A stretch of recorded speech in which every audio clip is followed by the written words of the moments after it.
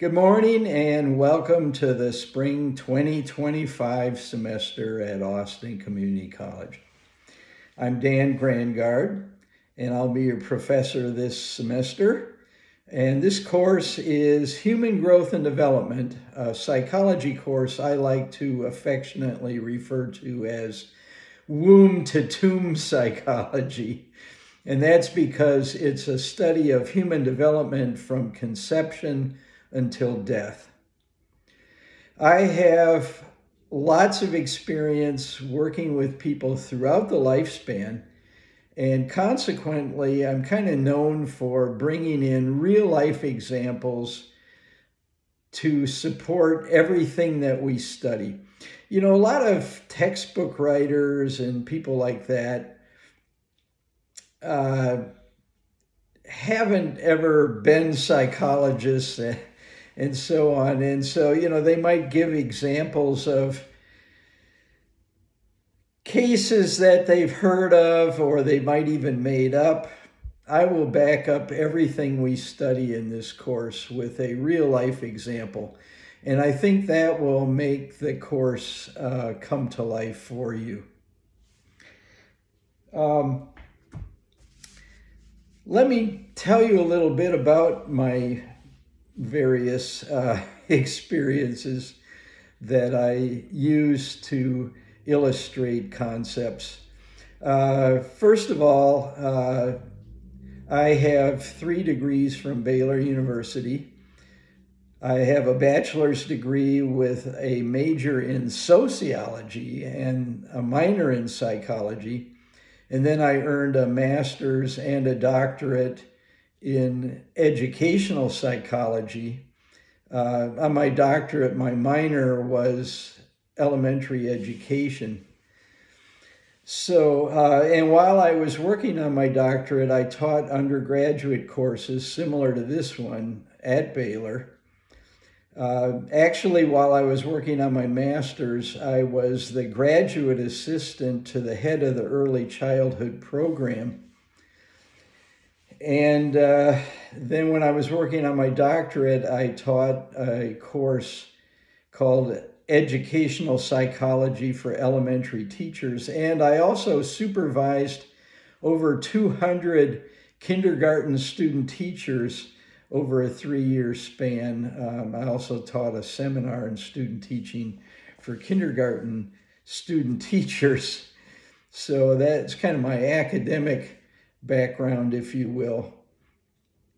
As a psychologist, I've been a school psychologist,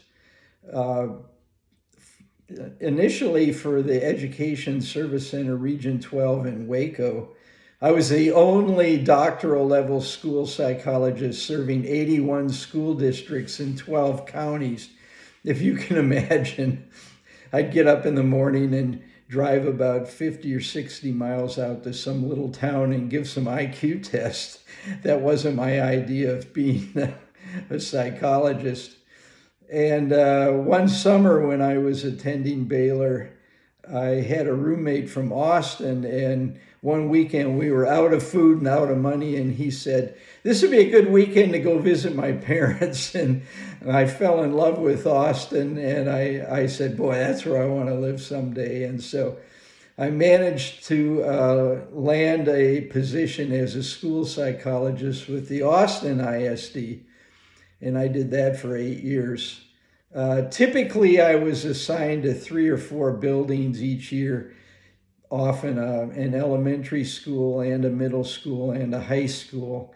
As far as high schools are concerned, I spent a couple of years at LBJ High School and 5 years at Austin High. The only school I survived at the whole 8 years I was a school psychologist was Oak Hill Elementary. I like to say I survived 3 different principals. They would move you around from year to year, and so it was always a real challenge to fit in at whatever school they sent you to. All psychologists reach a point, though, and while I was a school psychologist, by the way, I supervised school psychology interns from the University of Texas at Austin and also from Texas State University down in San Marcos. All psychologists, though, reach a point where they say, I want to do things my way, and they start a private practice. And so I started a private practice in the evenings. The great thing about being a school psychologist is you get your summers off. So in the summer, I could work on my private practice full time. Anyway, I had a good friend who was obstetrician, gynecologist, and he let me use his office rent-free in the evenings.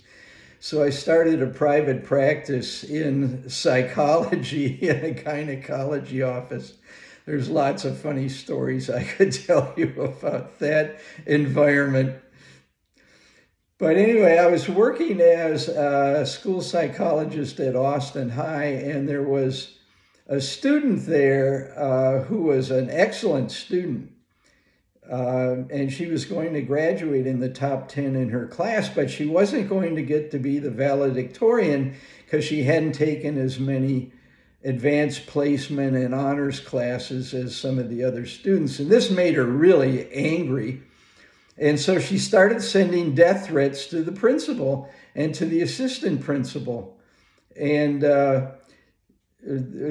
one poem she sent to an assistant principal whose first name happened to be Jack was, she sent him this poem that said, "Death be nimble, death be quick, forget the candlestick, kill Jack."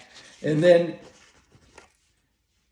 she always had this little logo that looks like this at the bottom of her notes.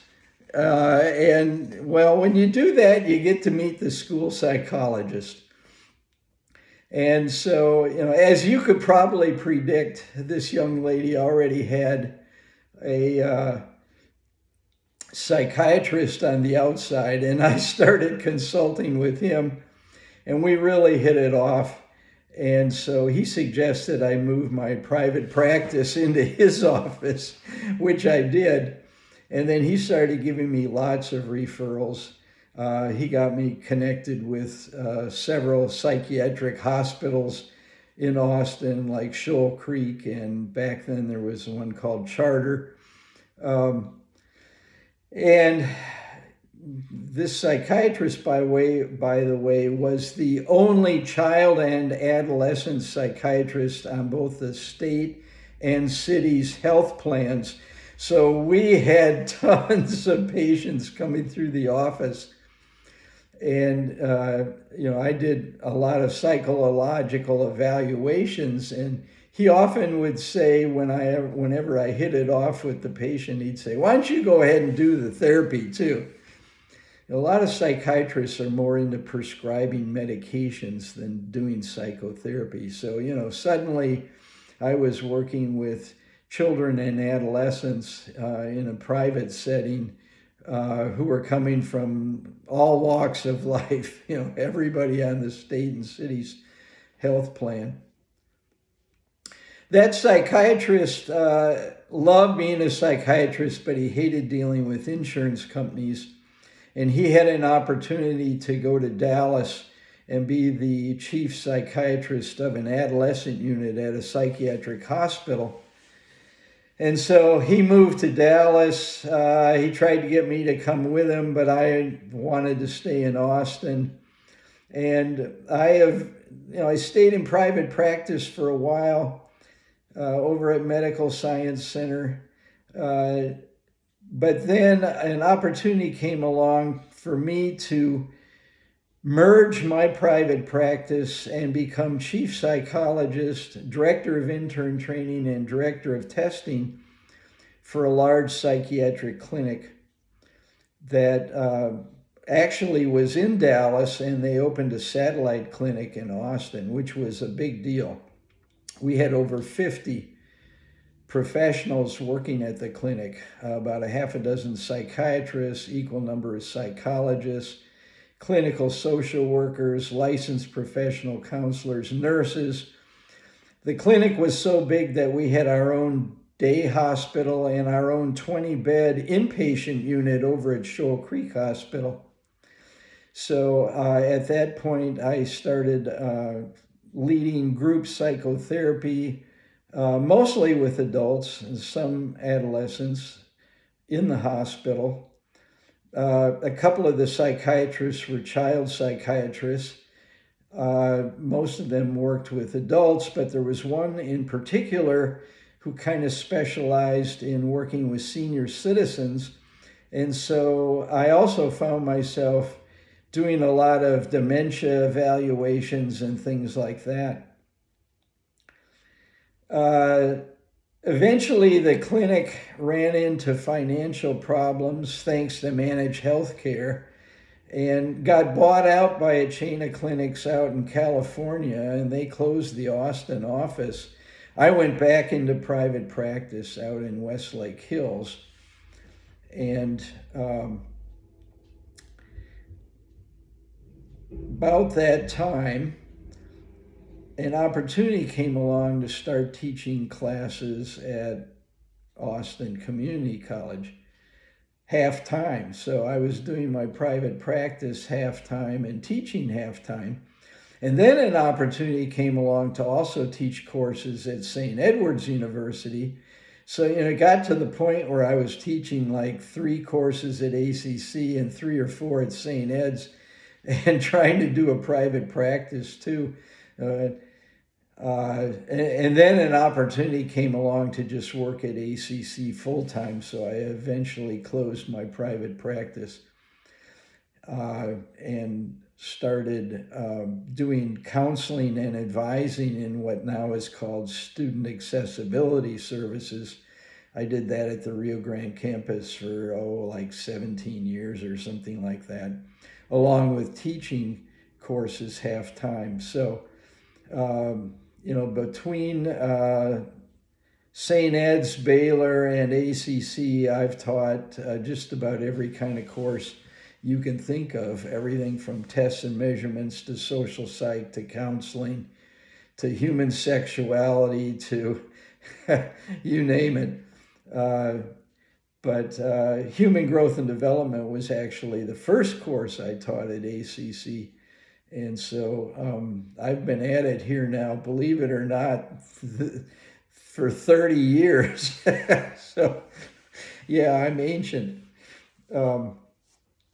So I've got all kinds of experience as a psychologist, and that includes things like serving as an expert witness in courts all over the place, everywhere from San Antonio to Houston to Austin. I've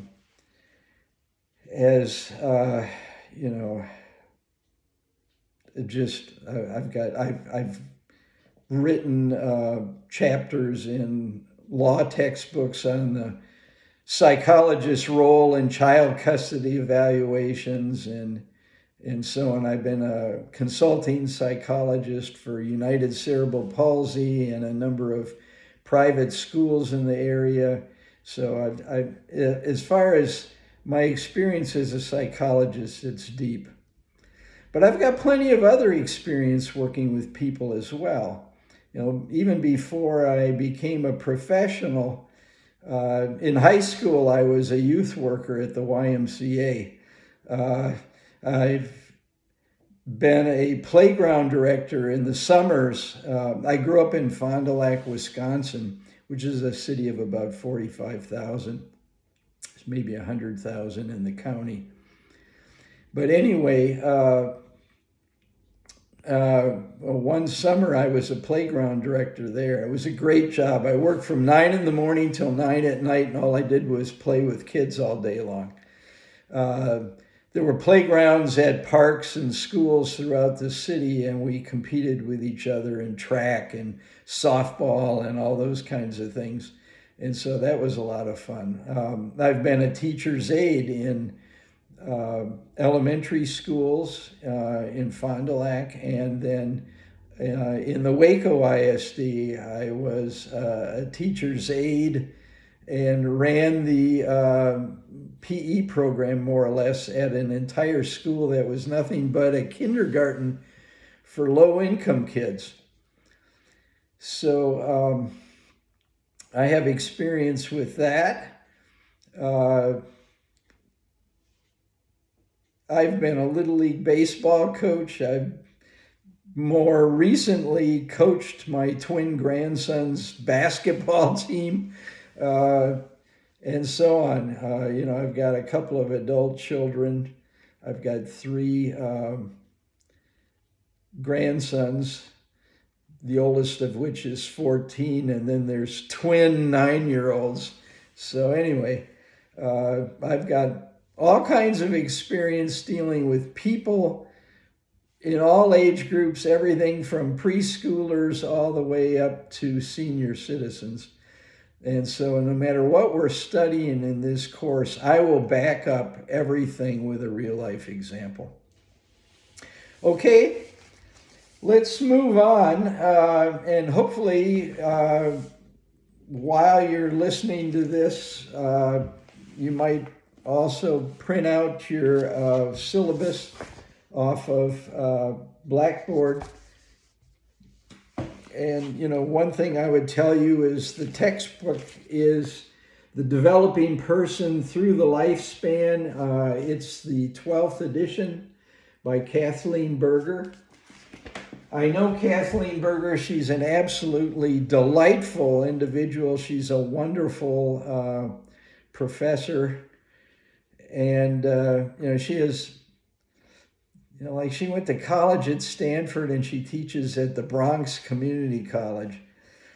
I just can't say enough about her. I've gotten together with her on several occasions for dinner, different places, and I think you'll really like the textbook. I've served as a reviewer for all the major textbooks in human growth and development, and I've always stuck with her book. Although there's some other good ones out there, I just think hers is the best. So that's the textbook.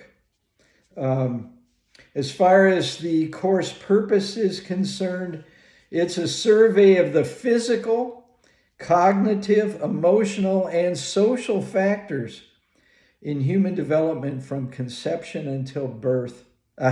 From conception until birth. Listen to me. From conception until death. Sorry. There'll be an emphasis on understanding people at different ages and stages so that you can better understand them.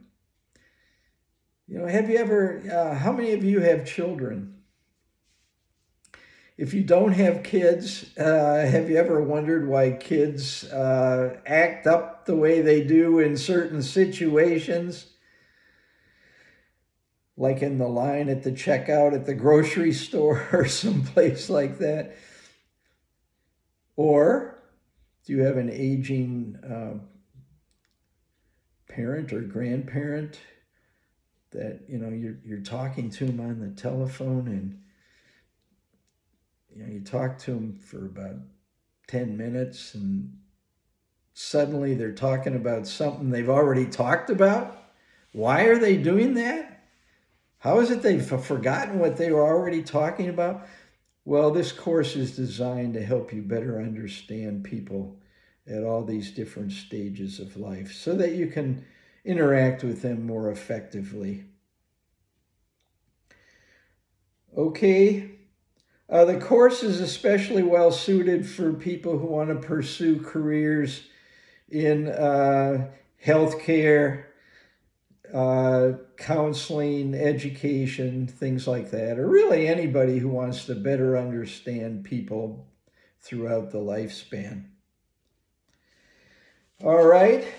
If you take a look at the first page of the course syllabus, as far as the requirements are concerned for the course, number one, read the textbook.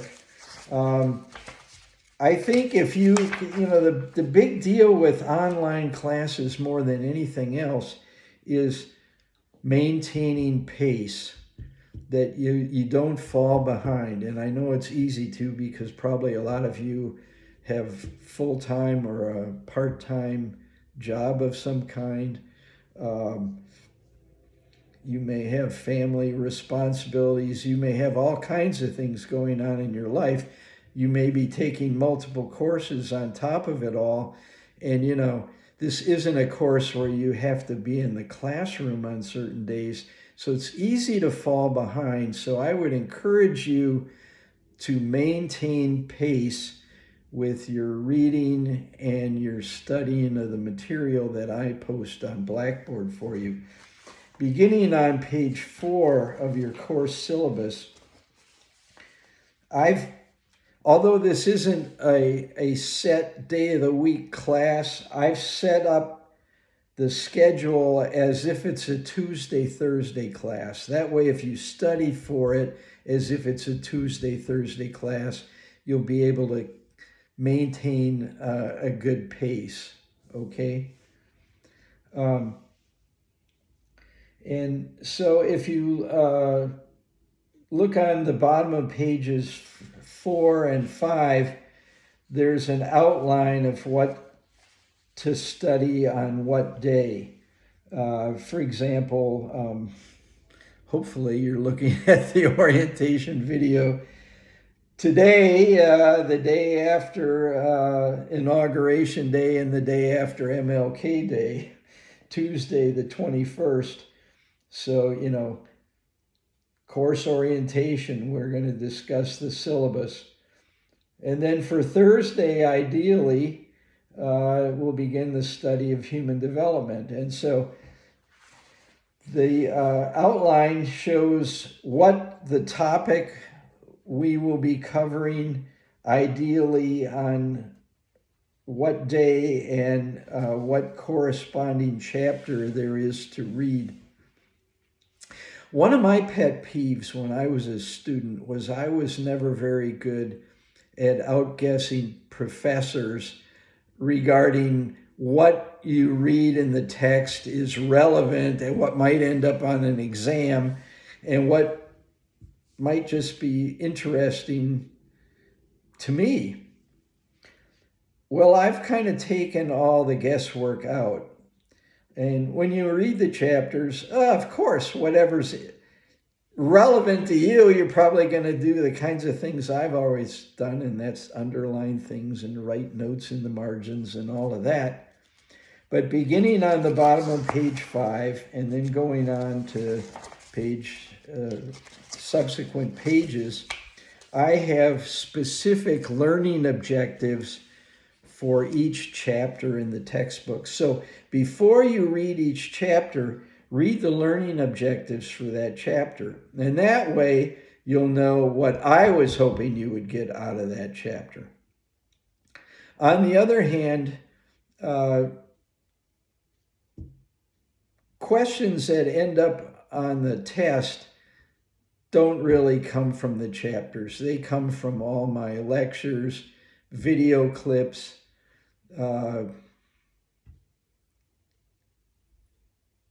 handouts that are posted on Blackboard and so on. And I'll talk some more about that in a minute. But before you read each chapter, I think it's helpful to read the learning objectives for that chapter. Okay? Back to the front page, point number 2 on course requirements, and that's regularly check the announcements on Blackboard. I'll post announcements every week and maybe every few days. I would advise you to check them every couple of days because that's how I communicate with the class. If there's a really big issue of some kind or topic that I want to call your attention to, I'll also follow that up with emails to everyone in the class. But general announcements will be posted on the announcements link on Blackboard, and so be sure and check those periodically. By the way, if you need to contact me for any reason, if you look at the top of page 2, I will have office hours on Zoom on Tuesday evenings. If you're in section 8, I will be available on Tuesday evenings from 7 until 8 o'clock. And if you're in section 21, I will have my office hours with your group on Tuesday evenings from 8 until 9 o'clock on Zoom. But, if you can't make it to talk to me during office hours, shoot me an email. My email address there at the top of page 2 is dgran, D-G-R-A-N, at austincc.edu, and I will get back to you. And we'll set up a time when we can get together on Zoom. Okay? All right, back to page 1. I've already mentioned point 3, and that's exercising self-discipline and trying to keep pace with the suggested daily course timeline.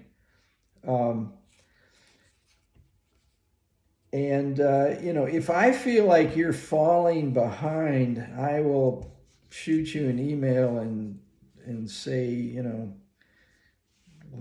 what's going on, and indications that you might be falling behind is you're not getting tests done by the due date and things like that. That's usually a red flag that something's going on with this student. I'll try and contact you, but if I think you're getting too far behind, I have the option of dropping you from the course. I don't want you to end up getting a bad grade because you haven't been able to keep pace. Point number 4 is there will be 4 examinations, and if you look on the top of page 3, there's more detailed information about the tests. The tests will be multiple choice, true, false. They're open book, open notes. They're taken on Blackboard. Typically, you'll have a week to finish the test. In fact, if you look at the back to pages 4 and 5 of the course syllabus, you'll notice that test 1 will become available to take on Thursday, February the 13th, and you have to have completed it by a week later, Thursday, February the 20th, at the end of the day, as in 11:59 p.m. So you've got a week to complete it. And, I know there are some students that might have accommodations for one reason or another through SAS. And, typically the accommodations are, well, you needed extra time to take a test. Well, you've got a week. Everybody has a week to complete the exam. So that should be more than enough. And again, it's open book, open notes. Now, there's a link on Blackboard also to test review questions. And so before each test, I will post review questions, and I will also, prior to each test, have a live Zoom session that you can attend, a test review session, and you can ask me questions about anything for that matter. but often any of the test review questions that you have questions about, that's a good time to address those kinds of things. So I see no reason why people shouldn't do well. And in general, people do well in this course. Intro to Psych is technically a prerequisite to the course, although you can take it simultaneously with Intro to Psych, particularly if you're a health science major. But I've had people who didn't have Intro to Psych before they took this course, and they did just fine. Test 2 will be available beginning March the 11th. The deadline for completing it is Tuesday, March 25th. And then Test 3 will be available on April 22nd, and the deadline for it is April 29th. And then the last test will become available on May the 13th, and it's due by the last day of the semester, which is May the 18th. So, between the test review sessions, taking a look at the learning objectives and using those as questions, and the Zoom sessions, there should be no reason not to do well in this course.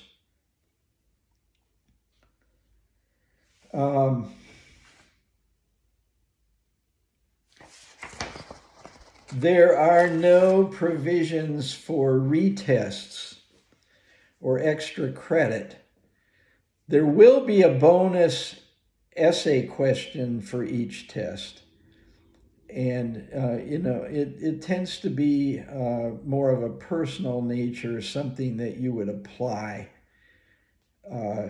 And, if you do a good job answering the bonus question, you can earn up to 5 points added to your score on the objective test, that it corresponds with. The bonus essay questions will be emailed to everyone, so you'll have them. And again, it's a bonus. It's an option. It's not extra credit. It's not. You have to submit your response to the bonus essay before you submit your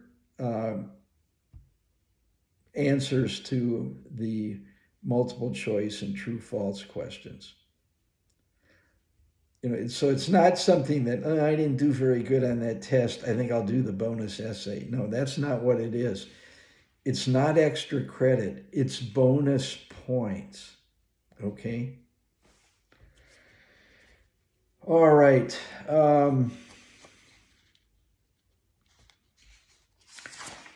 Back to the first page again, and course requirements. Point number 5, I want you to read a biography or an autobiography or a book related to developmental psychology and write a book review on it. There are sample book reviews, links to sample book reviews on Blackboard. And also there are sample book review grading forms. Now, everyone in the class has to read a different book, and I have to approve the title. And the reason for that is I won't approve any title that I don't think will get you a good grade. So if you're reading a book on developmental psychology, in fact, there's some recommendations beginning on page 11 of your course syllabus about things to look for when you're selecting a book. For example, the author should be qualified. The book should be based on sound scientific theory. It should include evidence of the program's effectiveness. It should not promise the impossible, and so on. What I would tell you is any book that's worth reading for this assignment should have an extensive list of references in the back. For example, I've banned books like Men Are From Mars, Women Are From Venus. The author has a mail-order doctorate from somewhere in Canada that has since been shut down. He's laughing all the way to the bank, but this isn't a guy with bona fide credentials. If you want to read a good book about differences between men and women, read either The Female Brain or The Male Brain by Lou Ann Brisendine. She's a psychiatry professor. Half the book, these are relatively small paperbacks, and half the book is a list of references used to back up everything. That's what the kind of book I'm talking about. One I have read in the last few months that somebody might want to read that would fit these criteria is The Anxious Generation. How the Great Rewiring of Childhood is Causing an Epidemic of Mental Illness by Jonathan Haidt. Oh, I understand he actually pronounces his last name as Haidt. But anyway, Dr. Haidt is a professor of ethical leadership at New York University's Stern School of Business. He got his PhD in social psych from the University of Pennsylvania, and he taught at the University of Virginia. So this is a guy with real credentials. And if you take a look at The Anxious Generation, there are pages and pages and pages of documentation of research studies and that sort of thing to back up everything he's saying. Basically, The Anxious Generation is all about some of you who has grown up in this world of cell phones and video games and technology. And unlike people like me who spent our childhood playing outside, building model cars and things like that, living at the playground, so to speak. When I was growing up, kids were outside playing all the time. The minute they were done with supper, they were out the door, and they were out until their parents called them in to go to bed. Now, so many kids are they're pushing buttons on a controller while they're. You can walk around my neighborhood, which is full of kids and teenagers, and you don't hardly see any of them outside, unless it's close to when school gets out. It's sad. So that would be a good developmental psychology related book. And if you read that kind of a book, then I'm expecting a 1-page typewritten book review. Now, you can go down to size 8 font or something. I won't have any trouble reading it, but I want you to get it all on 1 page. And, the report, there's sample reports on Blackboard, but, there's the title of the book, the author, the year it was published, the name of the publisher, then a section on information about the author. Where did the authors get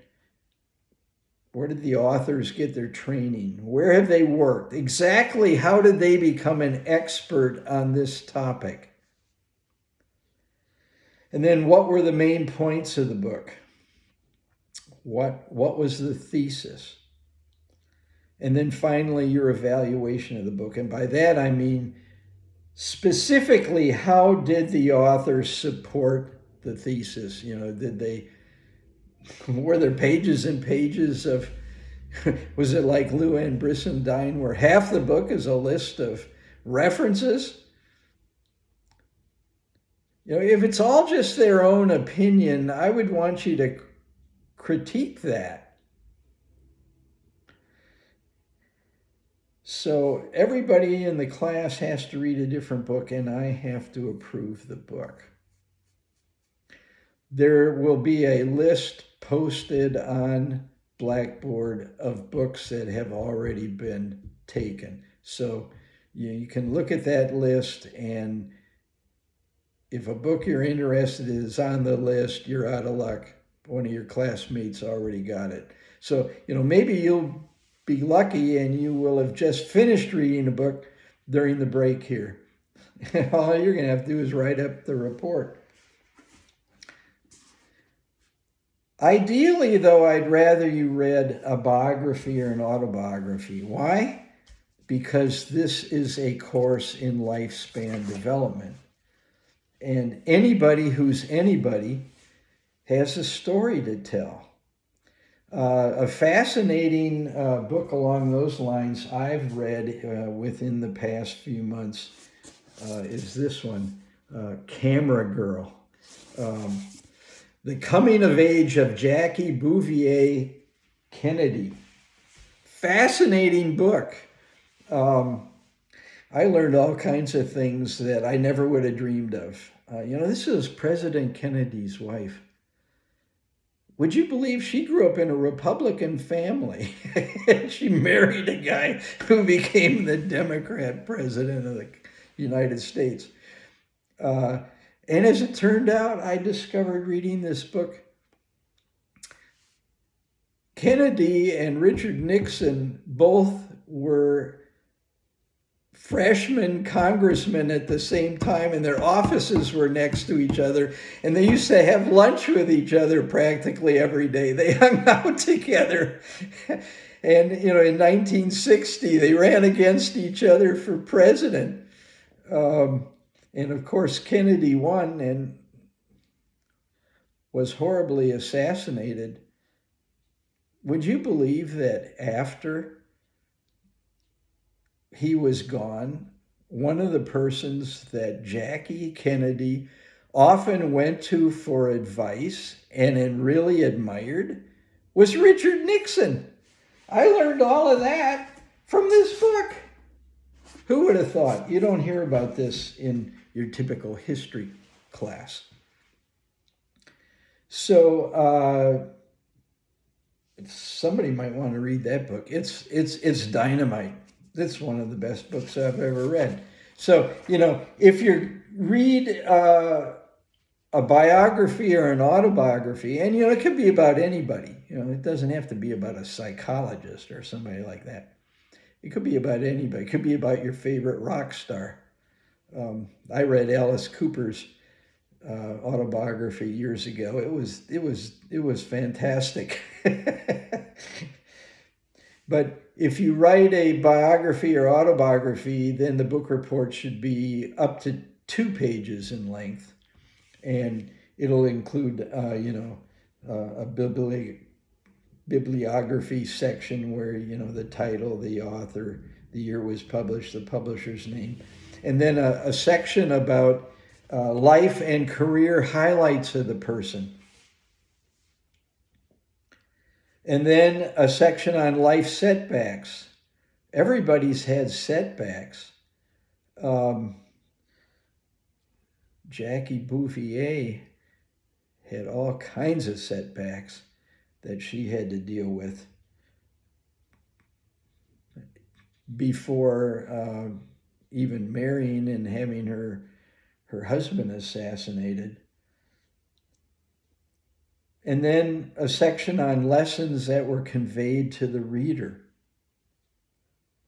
And then what was your favorite snapshot of a person's life?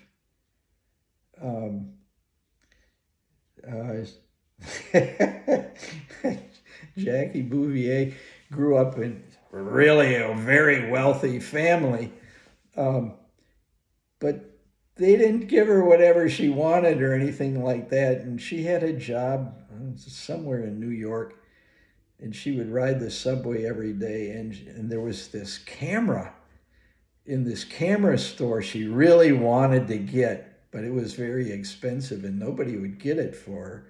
And she would stop in there every day, and or maybe not every day, but quite often, and look at this camera in this camera store. It's my favorite snapshot of her life. This wealthy woman desperately wanted this camera that nobody would buy her. She eventually managed to get it, but it's kind of a cool thing. I'm sure other people have way more interesting things that went on in her life that fascinated her, but I've always kind of been a photography nut myself, so I really zeroed in on that. Then an ecological analysis of the person's life, and you'll understand more about what I'm talking about in the near future when we take a look at Bronfenbrenner's theory of development and his different systems, his macro system and his micro systems and so on. And then finally, your evaluation of the book. So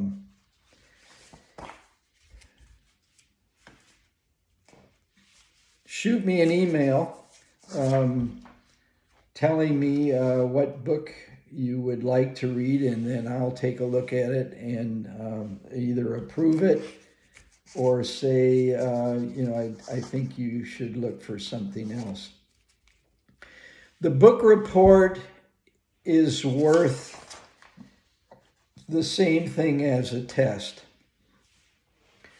And book reports, by the way, if you look on page 5 of the course syllabus, will be due at the end of the day on Tuesday, April the 8th. Okay, so, I want to know before the day of the first test what book you're going to read. That way I'm at least be under the illusion that you've selected a book and you're reading it. So you're not hurrying up and trying to get it done at the last minute or something like that. Again, pace yourself.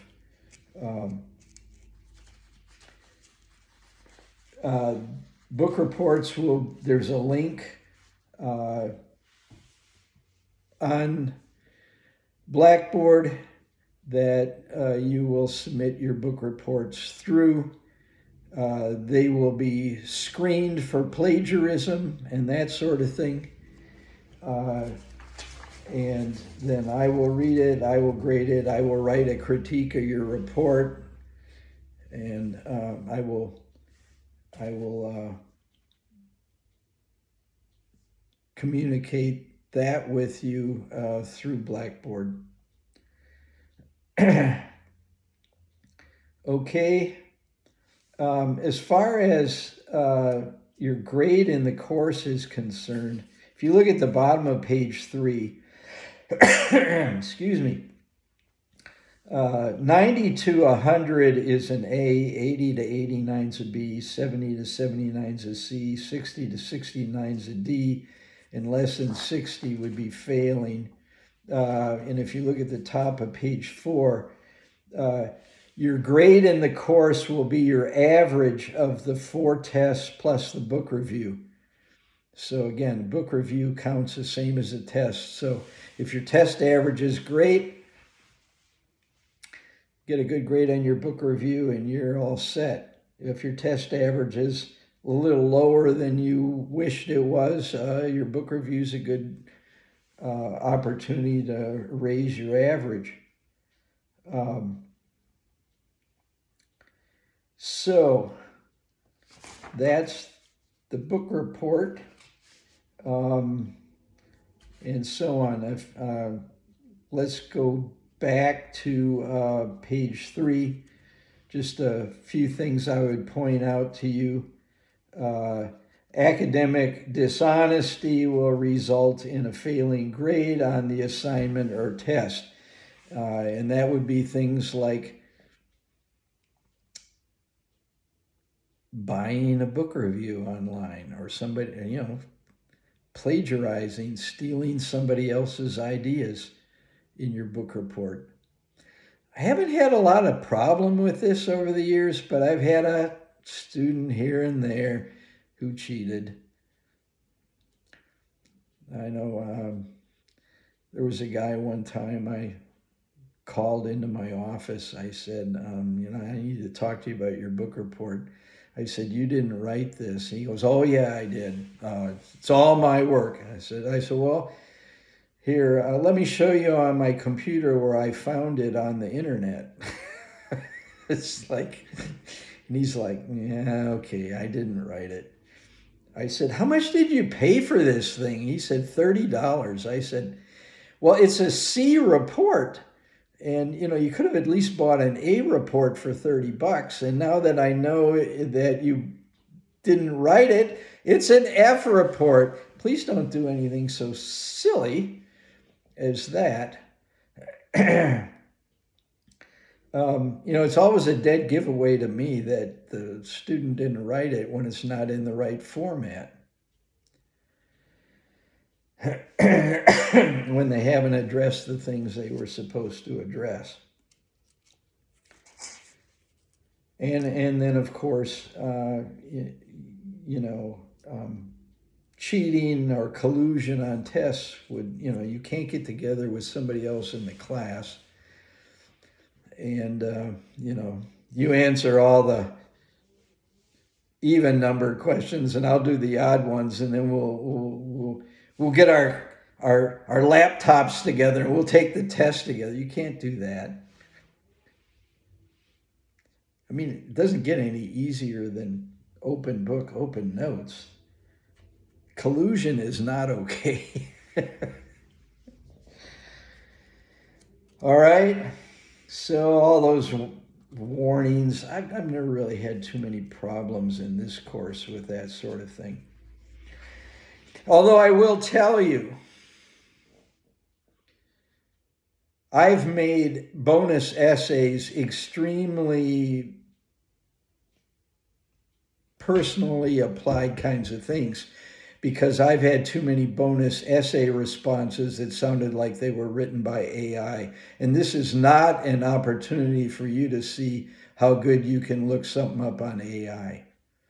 I want you to do some thinking. So bonus essays should come straight from your experience and your thoughts, your beliefs, your values, and not some essay that's some technical thing has been put together through artificial intelligence. That does not impress me. Okay.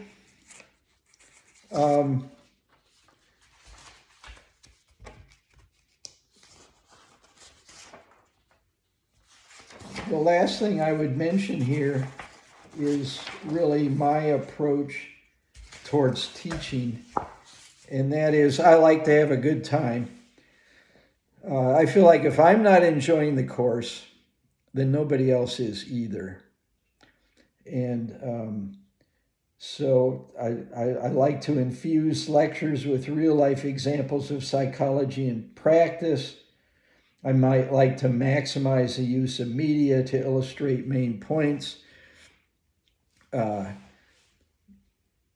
The tests, another pet peeve I had as a student was a professor would yak about something for 2 days, and then there'd be one or two questions on the test about it, and then something they hardly covered in class, there'd be all kinds of questions about. That will not happen in here. What's emphasized in class, and class, since it's online, are the lectures, the video clips, handouts, and so on, audio clips that are posted on Blackboard. Virtually 100% of the questions are going to come out of that. The textbook is there more to clarify some of the things that I might talk about in lectures and so on that you want to study more, maybe explore another perspective on. But I'm not going to test you over the textbook. Okay? It's there as kind of a bonus opportunity for learning, but the heart of what we will be studying will be in, I'll have PowerPoint notes on Blackboard that are accompanied by audio lectures. There'll be some video lectures, kind of like this. Lots of video clips illustrating concepts and so on. So I think you'll find the course full of stimulating, interesting material. I like to maximize use of media to illustrate points.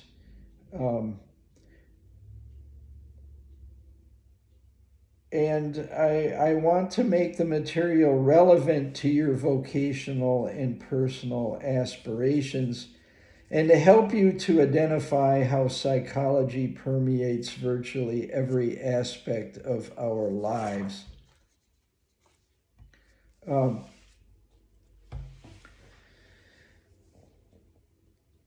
As soon as you're finished with this first opportunity you have, I want you to shoot me an email and introduce yourself. I've introduced myself to you through this video. Introduce yourself to me. Tell me, where are you from? Some of you might not be originally from Austin. Maybe you are, but where are you from? What are your interests? What are your career goals? What is your major? What do you like to do for fun?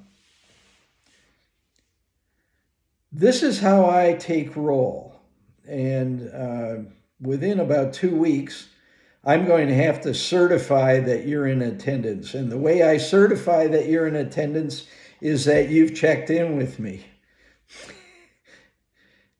So please shoot me an email introducing yourself so that I can mark you as having attended.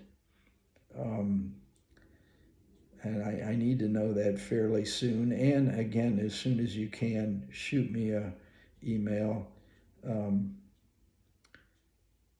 inquiring about what book you want to read for your report. I'm looking forward to spending time with you. Enjoy the rest of the week.